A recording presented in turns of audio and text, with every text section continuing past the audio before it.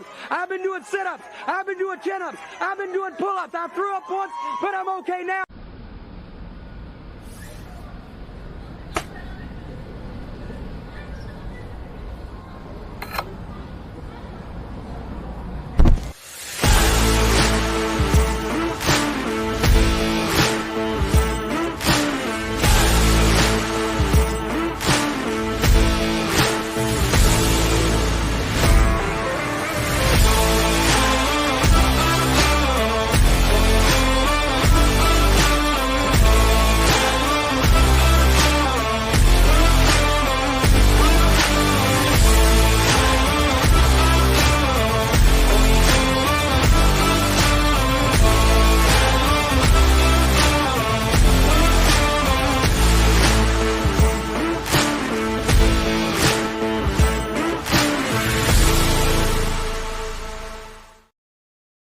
Welcome everybody, it is March 16th, it is a Wednesday, and it is the Ysn Power Hour. DJ Yoakley with you. Thanks for hanging out here at the headquarters here at Ysn as we continue to get things kind of, I'd like to say we've cleaned up it all, but we haven't.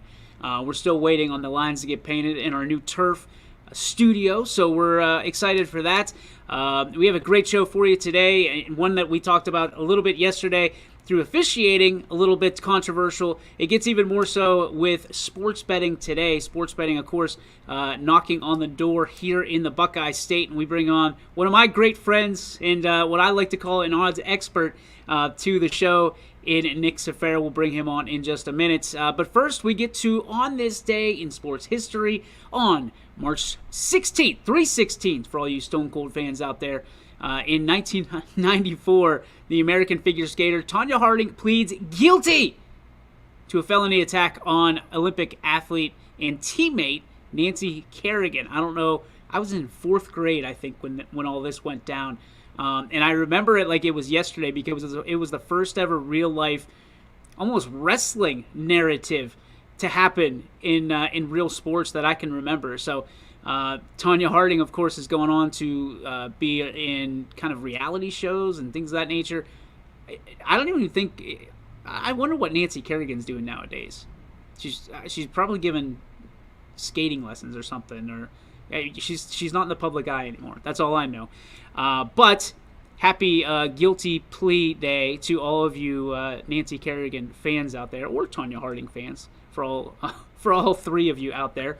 Again, today's show very heavy in sports betting because, well, tomorrow starts to. I believe it's the number 1 ranked sports betting holiday of the year with March Madness. So we're going to talk about that with Nick and with Ohio being that sports betting kind of new ground breaking here in the next couple months. I know that it was the 22nd of December. I can remember that date, but I have a hard time remembering like my wife's birthday and things of that nature. The 22nd of December, it was signed by our governor, Governor DeWine, into it's going to happen. And then the next big day was the January 1st deadline, which casinos and different places could apply for their sports betting licenses. And I believe, if I'm not mistaken, on April 1st, which is ironic because it's April Fool's Day,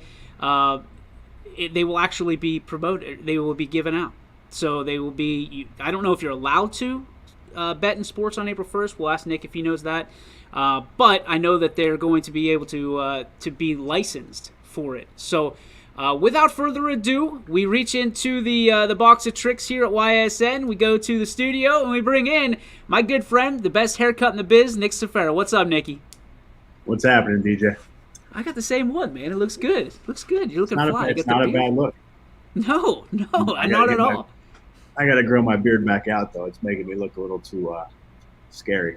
Well, you got a nice one going. I can't get it that far. It gets to that itch zone, and I'm just done with it.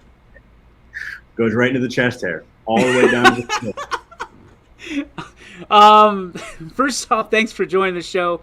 Secondly, you're a guy that is way more into it, and I think I'm into it. You are into sports betting. You love the lines. You love kind of breaking down this stuff. And you and I have had discussions about when this comes to Ohio.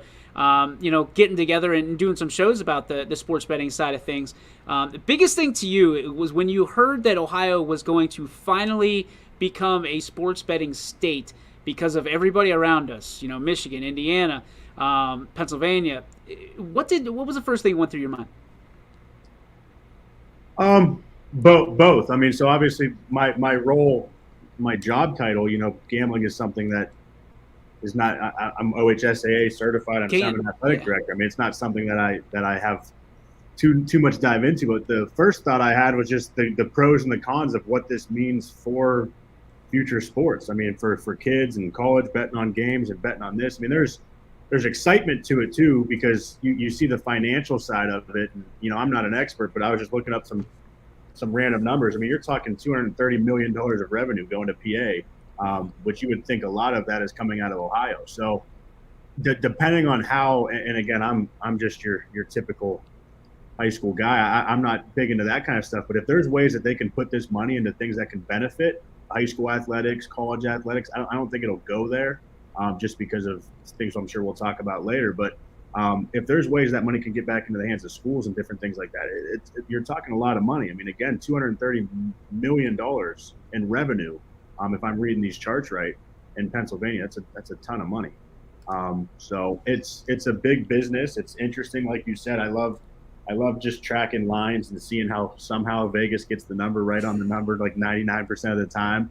And it gives you something else to watch in the game. If a game's a little bit of a blowout and the number's 14, it just kind of gives you something to watch. But there's a bad side to it too. I mean, it makes you question I'm drawing a blank on the word, but the integrity of the game. I mean, it makes you question if what's happening and what's not. I mean, we hear about these officials and it makes you ask some questions. So certainly some bad beats if you watch Scott Van Pelt on ESPN that we see so often, and more often than not nowadays. With some of these happen. So let's go back to, being able to funnel the sports betting back into the schools. I am an advocate for that. I think that's huge. I think that would be just greatly beneficial to every school in Ohio, because these schools, as you know, are on shoestring budgets and there's nobody really funneling it into it other than the taxpayers. So with this 10%, I forget what the actual words call it. It's basically a 10% tax. If you're able to take that money and funnel it right into the schools, I think that's a win for everybody. And not only that, but not that you would promote high school and betting on high school sports, because you don't do that, but being able to promote it to the adults that are watching high school sports or listening to high school sports. I think there's a lot more into that, and you can get more money. So that 230 might be a benchmark, because like you said, a lot of these people from Pennsylvania are coming from Ohio.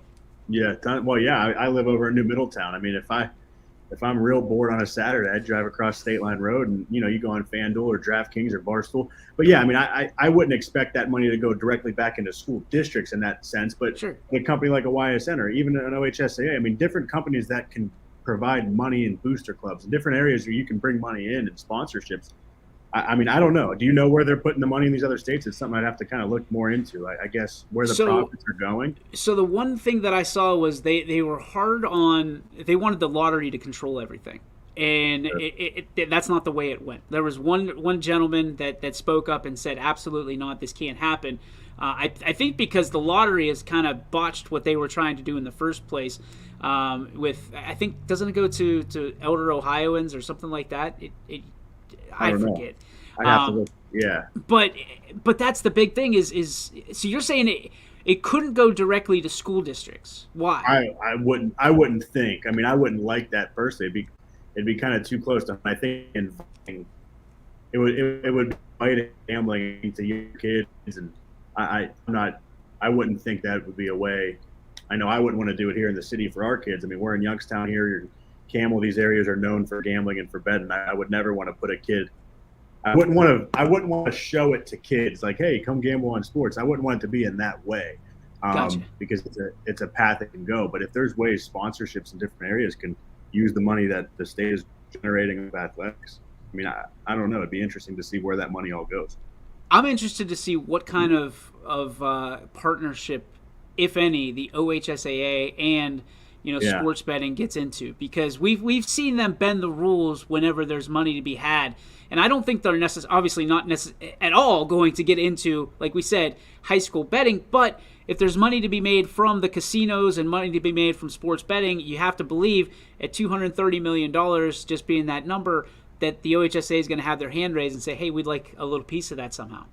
Yeah, because it's our people that are watching your events. I mean, it's not your guy at the library. I mean, obviously assumptions, but your guy at the library is not watching too much March Madness. I can promise you almost all of us teachers and ADs and coaches are trying to find a way we can stay home tomorrow and Friday to watch the first couple rounds of March Madness. I mean, not saying we're all betting on or anything like that. I know, things are legal and not legal, but you're watching it. So the OHSAA is no dummy, and they definitely are trying to get every penny they can get. So when you think about days like tomorrow, to me, it's one of the best days of the year because it's March Madness. Because, I mean, I just love taking in so much sports starting at noon. And even without even betting a penny on it, outside of if you do a bracket or something along those lines, I always find it interesting because it's people that are casual sports fans can just enjoy, and get that rush of, I got it right, I got it wrong. I saw a thing earlier today from Andrew DiPaolo that said, the next time you yell at a weatherman, remember how bad you did in your bracket, because it's hard predicting the future. So, what does tomorrow and the tournament mean to you, and why does it mean so much? I mean, a lot. I'll try to answer it short. I mean, a lot. It's a pastime. I mean, again, growing up in Camel, I mean, it was something family did forever. It was always something we looked forward to. It was with Dad. We did a bracket with Dad's work, and you're doing a bracket and tracking it, and so I mean, it was a family thing for us. And nowadays in the AD role, the coach role, the timing of it is beautiful because March 16th. I mean, unfortunately, Cheney has been removed from the tournament now. I mean, aside from your state tournament teams, for ADs and coaches, this is your next 2 or 3 weeks are kind of like, you're getting ready for spring. Don't get me wrong. I'm still here now, and I'll be here till 5 o'clock. But you're getting ready for spring, but it's kind of just a breath of fresh air. So, like you said, you got the iPad or the computer in the office, and you're able to kind of kick back and watch the basketball during the day. It's just it's almost the word I'm looking for I don't have, but it's almost like one of those, like, okay, life's not that bad. This is everybody in the world is watching this right now. There's sports on in the middle of the day. I think it's good for our kids too. I mean, it's March Madness is awesome. I mean, we discussed a little bit earlier. I'm not huge on college sports. I mean, I watch them, I track them, but March Madness is one of the things I will watch every single game. I'll track my bracket for every single game. I'm sure I'll know the lines and the spreads for every single game. And I'm sure I'll hear all my buddies talking about bad beats and whatnot for every game, but it's just a good time. It's a way to bring people together. I think the geographical picture of it is cool. I think you got a round in Pittsburgh this year, right? Yep. The play-ins are in Dayton. Yep. And those games are never busy. So I know the first couple years, again, on this gig, it was one of the things we did with our coaching staff. We went to Pittsburgh. I think the first couple years it was in Cleveland. It was something we just went to the games as a staff, almost as a PD for it. So it's pretty cool. Do you have a favorite going into this year? I know you're not crazy into it, but it seems like this is the one. Everybody has their team that cannot lose, right? You take that team and you're like, I'm taking this team from the jump all the way to the natty, so to speak. Do you have that team this year? I've learned my lesson making predictions on Twitter, because when it goes wrong, you're the first one. If it goes right, it's silent. But if it goes wrong, your face is all over Twitter like, what an idiot. He thought they were going to win. I don't know. I think this year is so wide open. You can even see it in the records. I mean, even Gonzaga's got 4 or 5 losses, if I'm correct. But everybody's got 7, 8 losses. So I like Auburn. Again, I'm an underdog guy, so I mean, it's an underdog. I like Auburn. I wouldn't be surprised if Gonzaga or Arizona took it. Of course, those are your odds-on favorites. But I like Auburn. Now, I know that you're a guy that enjoys Barstool as much as I do sometimes, and sometimes it gets off the beaten path. But when sports betting turned into big things, big money, they actually bought Barstool, and I think 40% of it, something along those lines, 60% of it, for over $400 million. Why does sports betting allow these? What's the tie-in for you? I know that you and I both have talked about this before. What's the tie-in to to sports media and sports betting? Does it allow them to control the narrative a little bit? Makes you think, doesn't it? I mean, it makes you wonder what's going on. I think it's such a there's a competitive nature to it, right? Okay. I mean, if you're in a state where it's not legal and you got your local bookies, and I don't know what we're not allowed to say. I mean, everybody knows you got local bookies everywhere. Sure. It's almost a competitive. You know, you see stuff all the time: beat the bookie or do this against the bookie. So it becomes competitive. So I think a lot of us who are no longer participating in sport see it on the competitive side of things. But there's a bad side to it too. I mean, it takes away from the integrity of the game. I mean, you're now watching games on a spread, and I think the media just eats it up. And as you mentioned earlier, you got a whole ESPN show now on sports betting. I don't know. I think it's just the interest of something else to watch when you're watching the game. It's just the interest of it. And then, of course, everybody likes to make money. And unfortunately, everybody likes to gamble, whether you're doing it online, offline, at a slot machine, or I mean, most people that I know enjoy to gamble. And if you don't enjoy to gamble, it's probably because you lost the first time around. Listen, I'm big and an advocate for sports betting, because I feel like if I can bet on my life and go get a carton of cigarettes at the Circle K, then I should be able to put money on a team that I enjoy watching and get a couple bucks off of it. But that's my personal opinion. Obviously not reflective of YSN or anybody. That's just DJ Yoakley. Right. One of the things that I'm interested in, Nick, is the fact that they're including in this, in my research here, they're including esports into sports betting in Ohio. I guess why? So it's interesting. So funny story about, again, before I got into this seat and I tightened up a lot back in college and stuff, you can bet on anything and everything. And esports scene is huge. We just actually started an esports over at East. Esports is huge. Video games is something I do. It's something I grew up on. My age, I'm in that 28, 29 age range, and even before and after me too. It's just what we grew up and we just did. But again, back to it's competitive. It's just you're constantly competing. I mean, I have that issue now. When I have some downtime, I'm at home playing the games, and I tell people all the time, I'm playing Madden or FIFA online against somebody, and it's because I want to beat that person. And if I don't beat that person, I'm not happy. So I think it just comes back to that natural competitiveness that most of us, and especially us that played sports growing up or have athletic backgrounds, it's just that constant competitiveness. The esports, I just talked to a parent about this today too. That space right now is insane. I mean, you got guys like Ninja signing $50 million deals. People are making some serious money. And again, my downtime, I like to play video games. I like to watch streamers on Twitch. I like to keep up with whatever's happening in the video game world. I like to play FIFA. You got guys like Castro and these guys that are famous stream these space. Dude goes on clock and he's got 53,000 people watching his stream, and at every minute he's got donations coming in. I mean, you'd have to look up his net worth. I don't track it that deep, but I'd imagine the guy's making tens of millions of dollars a year playing video games on the internet. So the space is just growing, and it's going to continue growing. And I think, again, though, I think the answer, and I think I'm answering the question, but I think the answer to the question ends up just coming back to just that natural competitiveness of something. Look at us. I know you lost weight, I'm trying to lose weight, but I'm not getting on a football field or a basketball field at this point and really going out there and competing with some of the guys that are. So my way to compete right now is, on an esport, on a video game. I think that's a big piece of it. I love that that East is bringing in esports. It's starting to really catch fire around here, and obviously from a sports betting standpoint, I don't know. I mean, you have to be 21 or 18 to bet anyway, so it's something that they can get their things going and get rooted in the video games and esports, and then make a little bit money from it, as they graduate high school into college and things of that nature. Yeah. Well, and we're not betting, and I don't think you're hinting towards that. Our kids aren't gambling or betting on their sports they're playing. No. But they're playing against other schools. I mean, you have other schools that, and again, back to the competition thing, I'd have to get our esports guy on to really break it down, but he's got a schedule, and we're playing other local schools, and it's a cool piece. I mean, it really is a very interesting piece. Do you see esports ever kind of getting to the same level as our regular sports, our big sports like football and basketball? to the national world, no. But to the people in that space, I almost want to say it's pretty close now. Wow.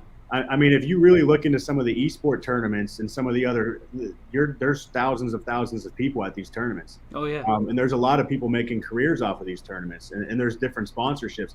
I think, and I could be wrong on this one, but I think ESPN, and I can probably look it up while we're on here. I'm pretty sure ESPN actually broadcasted the League of Legends. They have, yep. Tournament. I'm pretty sure, and I think I watched even Fortnite on ESPN, and I know I've watched FIFA on I don't think it was it might have been on ESPN too. So it's branching into that space as well. I mean, it to the people in that space, it is that big. I don't know if it'll ever get the national recognition. I mean, you're talking billions of people. But what about locally? Do you think it'll ever get to the point where people are lining up and watching East esports and Letonia esports? I would hope. I mean, I know the parents of those, and I know the friends will start watching that. I mean, and this is not meant to be comical, but I'm sure it'll be comical. But I know the crowds locally sometimes at your local high school games aren't always that great. I would think your friends and family would tune into a Twitch stream and watch your. I don't know if you'll get that live view, but I think your streams will be up pretty good because we talk all the time. I mean, with access to cell phones and iPads, and I can watch whatever I want on my cell phone right now. So I think your views will go up. The competitive, I mean, it's pretty neat. Them guys are really getting into it. I think did Madden not have a show on ESPN? They did. Yeah. It was a show. So like that was years ago where they did, I believe what they call LAN play, where you actually sat in the same room and played somebody. Obviously that stuff is adapted, but I think the video game space has always been pretty large to the people that follow it. I joke with my dad all the time that, I'm working in a school district now as an AD. I should be rich and famous on YouTube, but he wouldn't let me play video games when, 10 years ago before it got really popular. Now everybody wants to be a streamer and get successful, but I think the space is already pretty big. I don't know though. It'll be interesting to see how the community. I still think we got some of the old heads that are like, "What are these guys doing playing video games?" But isn't it funny that years ago our parents told us to get outside and get to work because we're never going to be able to make money playing video games, and here we are. And it's like, damn, I could have made a lot of money playing. Come on, man! One more round of Mario, and I would have been there. Well, and even on the betting space of it too, there's a lot of websites. I forget what the one is. I did it before when I thought I was really good at Madden. It's neat. You go online and you can bet on your skill level. You put up $25. I forget what the name of those site is. I'll have to look it up here. Madden site. But yeah, I mean, you bet money on yourself to beat. You meet up, you get to the guy, and then you play. So it's a neat space. I like it. All right, back to the betting world. From a standpoint of what should people expect over the next couple months, 3-4 months. I think that the real betting is going to be launched towards the new football season in the NFL and college football. If I had to put money on it, that's where I would bet. But there's a lot of people that are saying this April 1st deadline that people are going to be able to utilize and get licensed and things of that nature. Do you think it'll be a trickle effect, or do you think that it's going to be kind of a flooding effect in the fall? I think it's going to be interesting. I think they're going to try to take their time and do it right, but I think it's going to turn into a little bit of a flooding effect. I mean, you're going to have a lot of people wanting to do something that is going to be new, and the state's not going to want to miss out on that money we talked about. So it's going to be interesting because April 1st, I don't know, it's early enough to me, right? I would have bet yesterday. I'm not going to lie to you. If it saves me a gallon of gas to get over to Pennsylvania to bet, then I'm happy with it because that's $5 more a gallon that I can bet with. Well, and whenever you do it, you're always going to be late. Now you're going to have your people mad that they didn't have it before March Madness. And then when Madness is over, if they don't pull it off by the NBA playoffs, you're going to have that. And then your baseball guys are going to be mad if it's not baseball. But it's no secret football is king, especially in the betting space. I mean, as long as they have it ready to go for week 1, I'd imagine life would be pretty good. So it says the next big date is April 1st of 2022. It's the earliest date that licenses can be starting to be issued. So that's the licensing for the companies that are to do. See, the good thing is they've done it so many times in every state. I would imagine it would be as easy as changing the name and the code from Pennsylvania to Ohio, and it slides right through. Because I mean, if you go to bet now and listen, like we have to like when you go across state lines, you gotta have your own spot, right? Because it's one of those things like it'll actually think that you're still in Ohio based on your GPS in your phone, which is another story from Big Brother.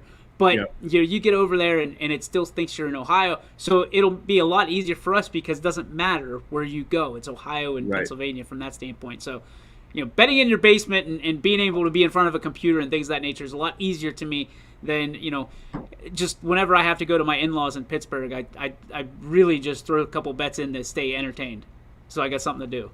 Well, and that's the beauty of it. If you can keep it entertaining, that's what's nice. That's the part that makes it nervous when it's so accessible. Like I have buddies, and like you said, I mean, 9 times out of 10, when you drive over to PA, I'm guessing you're putting in one of these long shot 15-team parlays where it's $2 to win $1 million. And you're not really, I mean, you're not hitting it, but the chance is there. But that $2 starts to add up, and then it turns to 10, then it turns to 50, then it turns, so it's scary on that aspect too. I mean, there's a lot of things that it makes you nervous, especially for younger guys getting into it, and the media making it so popular. And we're on Twitter and social media. We see it all the time. I can't refresh my feed without somebody, I won $10,000 on a $20 bet. The first thing I want to do is drive over to PA and put in a $20 bet to win $10,000. It never happens. So it's a scary space, but I don't know. I'm hearing a lot more about the January 1st of 2023 date. I think, if I'm not wrong, I think they said it's guaranteed to start by then. It is, yeah. That's the very latest date that it can start. But again, like you said, they don't want to miss football. Yeah, you wouldn't want to miss. Yeah, you don't. I mean, January 1st will still get you the Super Bowl, right, in the last couple weeks of the playoffs. So, but yeah, you don't want to miss football. I would hope it's here by April. But I don't know. The whole thing's interesting. Leads you down a whole nother space too. You have a lot of local guys that are making a living off of booking and whatever else too. I mean, that's a whole different story. Absolutely. Josh Upshire's fired up for it. At least we know that. They'll be betting in Badger. Let's wrap this up. Obviously, we want to preface this by saying, gambling is a good thing because you can enjoy it if you bet responsibly. But there's some people that don't necessarily always bet responsibly, get into a bunch of trouble, from a gambling addiction or gambling things of betting continuously when they shouldn't be betting. What are some of the things that you advise people whenever they do start betting, when Ohio passes it, to just keep in the back of their mind? Well, like you said, don't go out of your means. And I think the one reason on why Ohio, and I'll ramble a little bit on this, but when you bet through your local book, you typically get a credit. So you have people betting with money they don't have. When you're going through whatever these sites would be, you have to put the money in up front. So I think the state would see a lot more people. That would be better for people's mindset on that. But like you said, you just got to be careful. I mean, you can go down a path. Trust me, like I said, I don't do it anymore, but back in colleges and high schools when I had nothing else to do, and $100 was a big deal. Those weeks you're winning, you're on top of the world. And then, life is 50-50 with all that stuff. If you have a week where you're 10-0, you're most likely going 0-10 the next week. So it's very similar to blackjack. Just pick your unit, and of course you can look into bankroll strategies and all that stuff too. But if it's something you're really going to dive into, I would actually look into some bankroll strategies. I would look into unit betting and really understanding what you're betting and how you're betting it. And of course, you don't want to bet more than what you can afford to lose. The one thing that a tip on myself, like when back in the day, I would never bet on Browns games. I'm a Browns fan, because it makes you watch the games in a different way, and it's a lot of the reason why I don't like betting too much, because it changes the way you watch the game. You're watching it for a line, a bad call, it's rigged, it's that. There's been countless times where, like, the national champ, and I remember who was it? North Carolina and Villanova was a really good national championship game. Is that correct? Yep.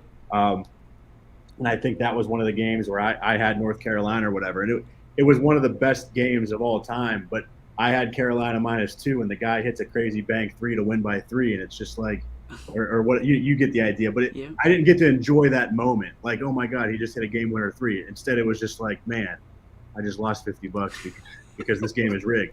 So don't let it take away the fun of what sport is meant to be. And then, of course, you just stay within your means with the stuff, like you said. I mean, it's a dangerous It's a dangerous hobby. And when you see those things on social media where people are winning $1 million on a $2 bet, it makes you want to chase that kind of mindset. It's just, but again, we've been playing in the stock market forever, so we're just naturally about all that. 1% of your bankroll as a unit. Yeah, well, and little things, exactly, things like that. There's tips and tricks all over the internet. Like, I'm no expert. Like I said, I just like to watch the sports as we play. But knowing what you can't afford to lose, and not going, $500 when you're usually betting 50 is not usually a good strategy.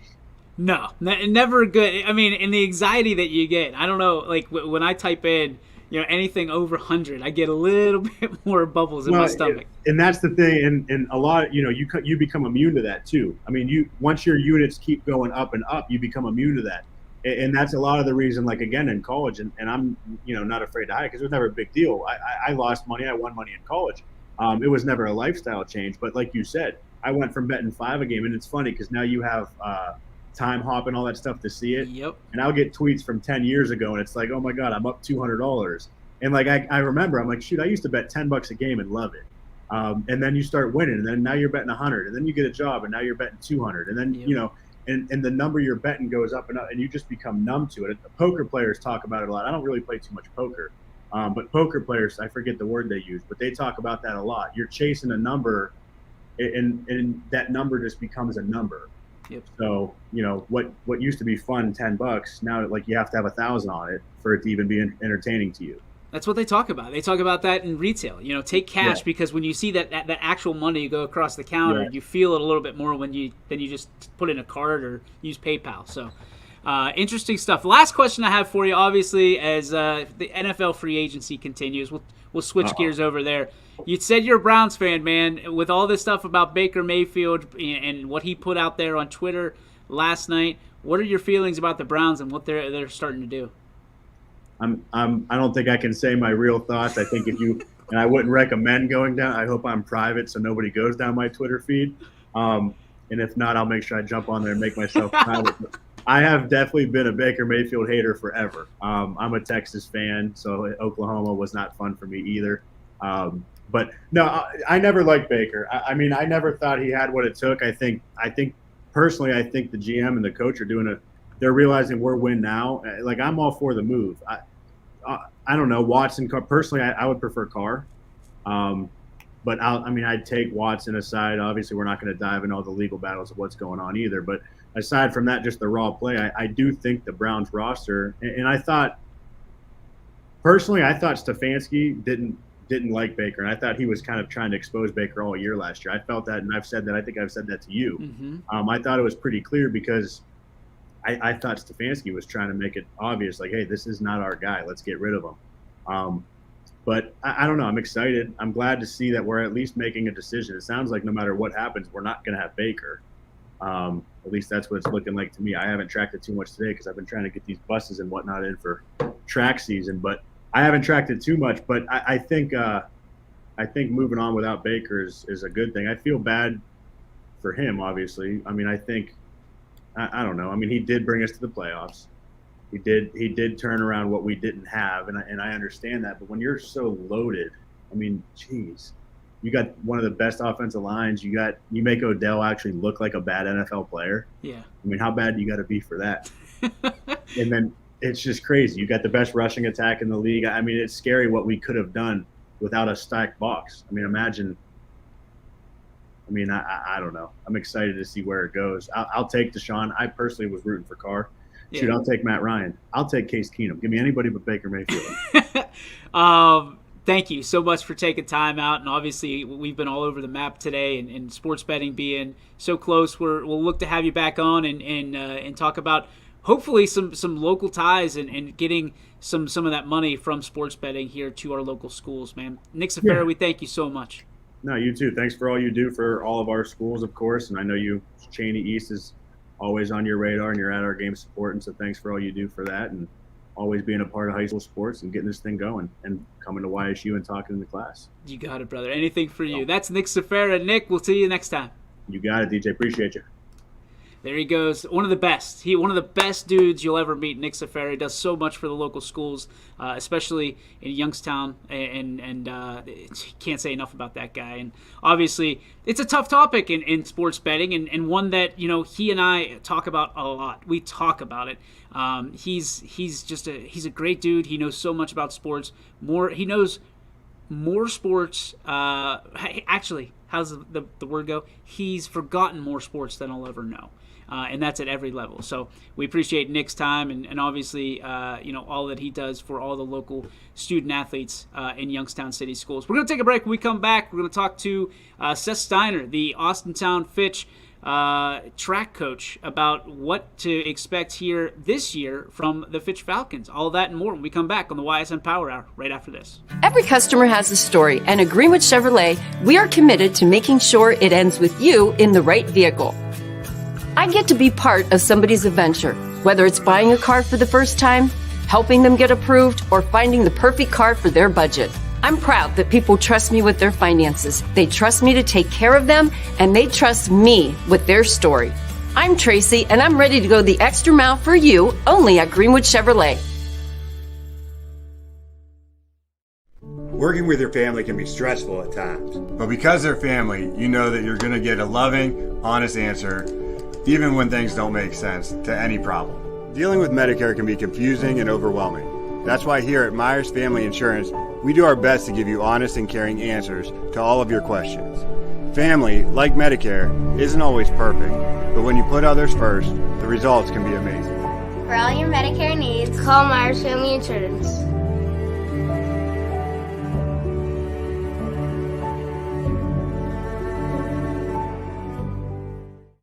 Storm season. I think we're under the gun for some heavy storms over the next couple of hours. And Storm Tracker 21 is ready. This is probably the one we're keeping a closer eye on. On air. And locally, we're going to have a lot of eyes on our area. Online. All right, let's talk high-risk futurecast and the timing of this weather. On social media and on our app. Notice we'll have scattered showers on Thursday. Stay ready with Storm Tracker 21. The severe weather threat now through around sunset this evening. Hi, this is Tommy Clem, owner of WRS Insurance Solutions. WRS Insurance Solutions is a local, independent agency that specializes in life, Medicare, long-term care, and disability products. Call us at 330-953-3722 or visit us at wrsinsurancesolutions.com to learn more. Good luck to all the student athletes in the Valley.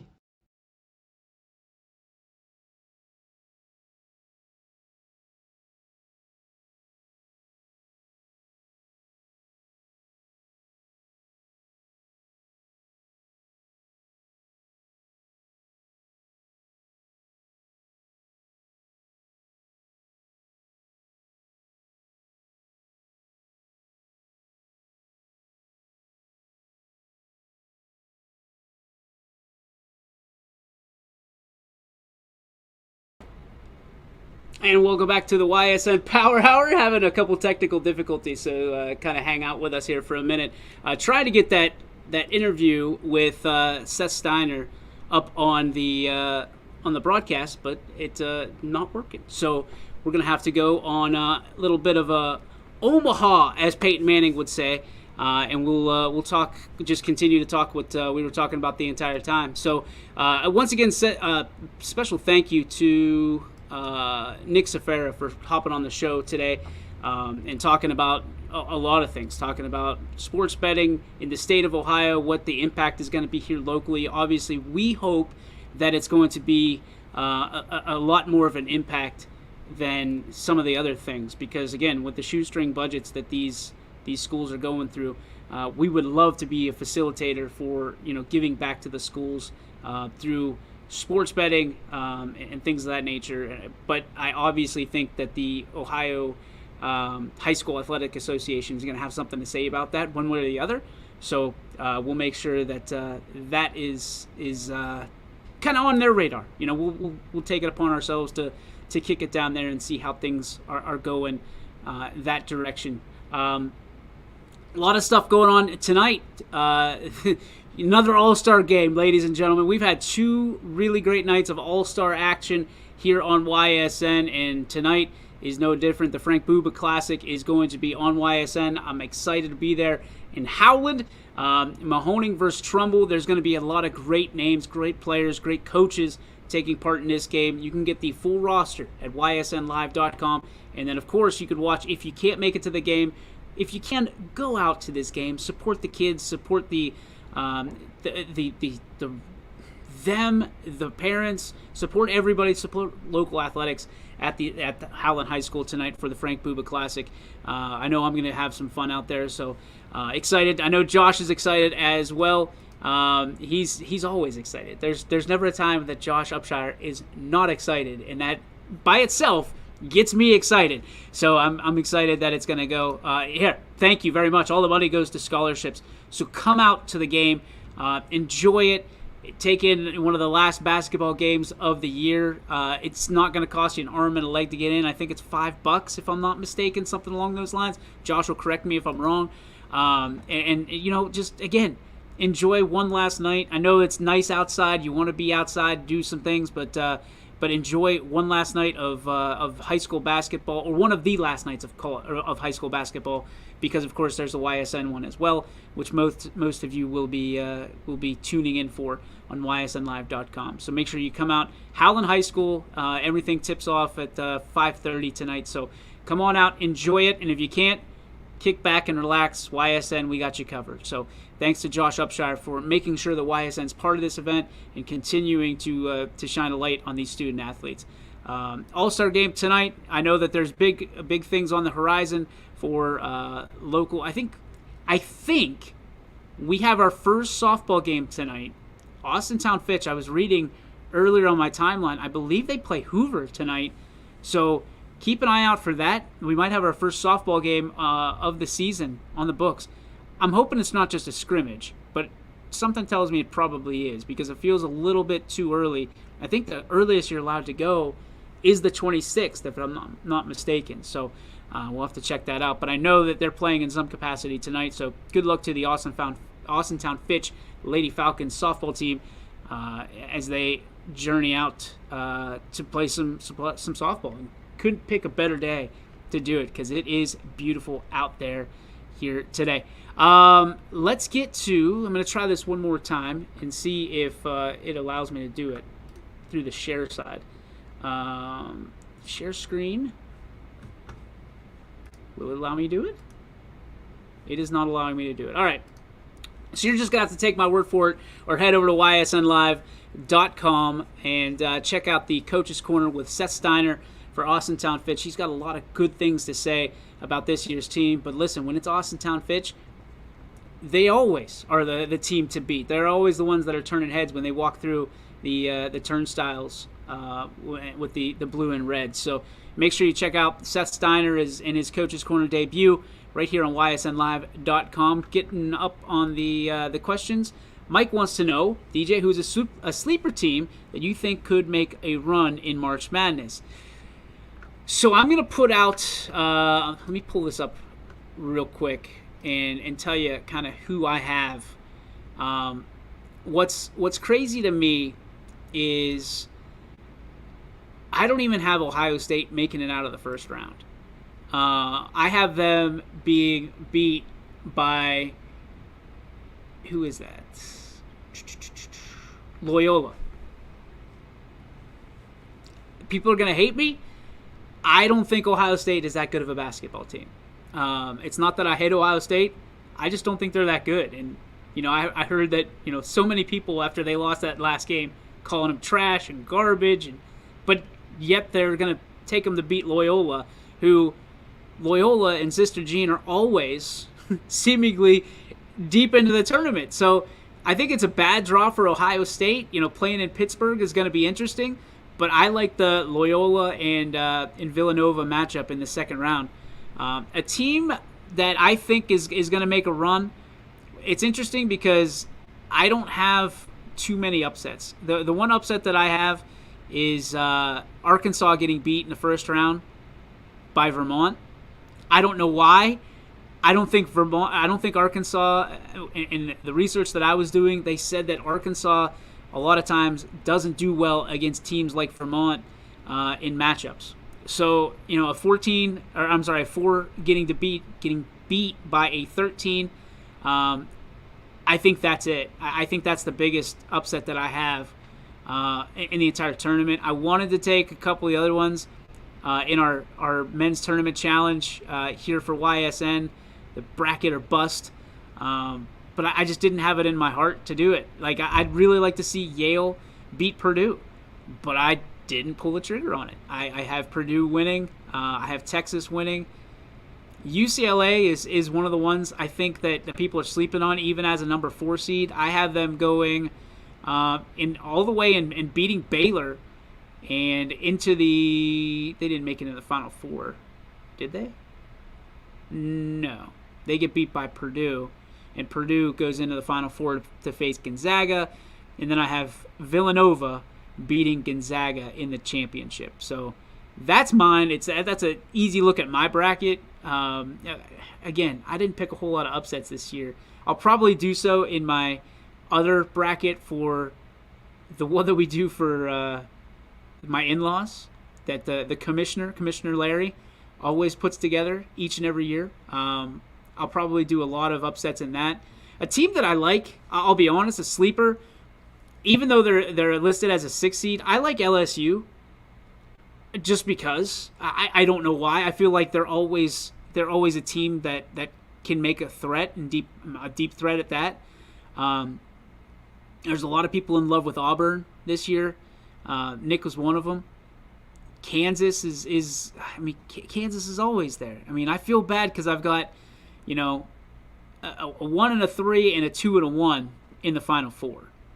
So Creighton, I think, is it could do some magic until they get to Kansas. But again, I feel bad because I don't watch a ton of college basketball until tomorrow, and then I won't turn it off. So, who are your sleepers out there as we wrap up this show? I mean, I want to know who are the teams you have your eye on and can make a run. Vermont is really my only one, and I'd hate to even call that a run by beating Arkansas, because I have them losing to Connecticut in the next round, and then Connecticut losing to Gonzaga, and Gonzaga beating Texas Tech. And who's a team that you really want to see win it this year? I would love to see Duke win it this year. I couldn't do it. I have them get beat by Texas Tech. I think they're going to run into a buzzsaw. And Baylor is a team I can't get behind. I have UCLA beating Baylor. I really want to get behind Iowa, staying in the Big Ten, but I have Kansas beating them. I'm just kind of all over the map, guys, which should not be a surprise to anybody. But if you're writing down my tips to this, you should probably just rip up whatever bracket you're filling out, because I don't feel good about this bracket one bit. And that's probably a good sign. Because mostly the brackets that I hate are the brackets that get me a couple Skittles at the end of the day. So if you're listening to me, God help you. That's all I'm going to say. God help you, because I am not a bracketologist one iota. I don't even know some of these teams. Auburn's playing. Who is this? I have no idea. Well, no. Don't see. I just messed up my bracket. Messed it up because I was trying to see who this team was that Auburn's playing. My bracket's garbage, guys. My bracket's just absolute trash. So we'll see how it goes tomorrow. We will be out at the bunker from 12 to 6. So if you're out and about and want to watch some basketball and meet some of the YSN personalities, join us, please. At the bunker from 12 to 6 tomorrow. We'll be enjoying basketball and great food all day. Come on out, inhabit one of the great local spots that just opened up, and you're gonna have a good time. That's a guarantee. When YSN is in the house, we always make sure everybody has a good time. So come on out, see us, and let's go through all this pain of the bracket together, the bracketology. So we'll have 4 TVs running, and we'll have the simulator on. So Mardell says South Dakota State. Now, is that your sleeper, or is that a team you think is going to go on a little run? Or is that a team you think is going to take the Natty, Mardell? That's a bold pick if it's the Natty. South Dakota State. Where the hell are they? South Dakota State. Is that the one where... Oh, there they are. The 8. I see. Okay, he's taking them as a sleeper. I have them getting beat in the first round. So you're probably going to be... it's a 9 versus 8, so it's not really an upset, I wouldn't say. But all right, Mardell, I see you. A couple of wins, not too far, he says. All right. The problem is they go up against Kansas or Texas Southern, which is probably going to be Kansas in that second round. So God bless either one of them, Creighton or San Diego State or South Dakota State, whoever it is. I thought it was San Diego State. That is San Diego State. Who's South Dakota State? Where do they play?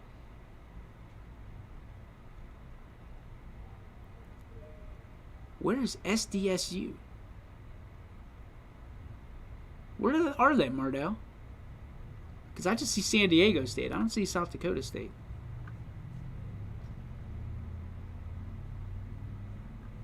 I don't see it. Oh, there they are. They were playing Providence. Yeah, you're right. It's a 13 seed. They're playing Providence, which is a 4 seed. That's not bad. They get Iowa or Richmond in the next round. That could be a good one. It could be a good one. Follow Mardell. He's the guy you need to follow for this, not me. Do not follow the leader on this one. I promise you, it will not go well for your bracket. But if you are out there and you want to join for free, we have our own on ESPN on their fantasy site. It's the 2022 Bracket or Bust YSN Challenge. Come on out, join. Just for fun, just to see kind of where you stack up. Pick some of those long shots because as it is just for fun. Next year might not be just for fun. Next year might be for a little bit of Skittles.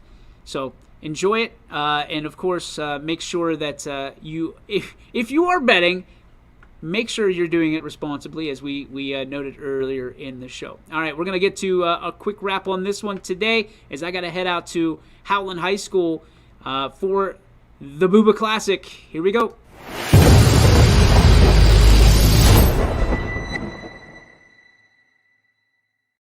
It's the Joe Dickey Electric What's Your Spark, presented by our friends over in North Lima. Joe Dickey Electric, you can also visit them on the web at dickieelectric.com. And of course, they are the proud friends that have been powering the Mahoning Valley for over 60 years. Make sure you visit them. Again, dickieelectric.com. If you see Eric Carlson out and about, make sure you give him a wave and a high five for all the great work he does. As far as, I hate to be the guy that points to the weather, but in case you haven't checked your Storm Tracker 21 app in the last 48 hours or so, it is going to be a beauty of a week. 66, 68 today, something like that. And just gorgeous temperatures for the next 4 or 5 days. So get out and enjoy it. Take a little walk, get some of that sunshine, get those endorphins going, and kick those winter blues, because I think we're going to have an early spring, which is good news for some. And I know some weird people that want one last cold blast. I am not among them, folks. I can tell you that. That's going to do it for the YSN Power Hour for today. We thank Nick Safara. We apologize for the technical difficulties, so you couldn't hear from Seth Steiner. But go to ysnlive.com, and that story's already up. You can utilize it at your wish and your disposal. So thanks to Seth for stopping by earlier today and talking shop with us. And, of course, we'll have more stories and highlights as well as games on ysnlive.com/live. Tonight, it's the Frank Booba Classic live from Howland High School. Join me there, won't you? Ride shotgun. Ray, stop it. No more snow, Ray. No more snow. You're the weirdo I was talking about. Congratulations, by the way, Papa. Your son, he did well. He did well. We will not see you tomorrow. Come to the bunker tomorrow from 12 to 6. Join us. We'll have our own power hour. We'll have our own running point and all that stuff. right here on YSN. We'll just hang out in Boardman and talk shop, talk basketball, talk whatever you want to, and we'll have some good food doing it. Again, 12 to 6 at the Bunker tomorrow at the Southern Park Mall. Join us, won't you? And then we'll be back on Friday from 3 to 4 to wrap up the week. I'll see you then right here on YSN. Hit it!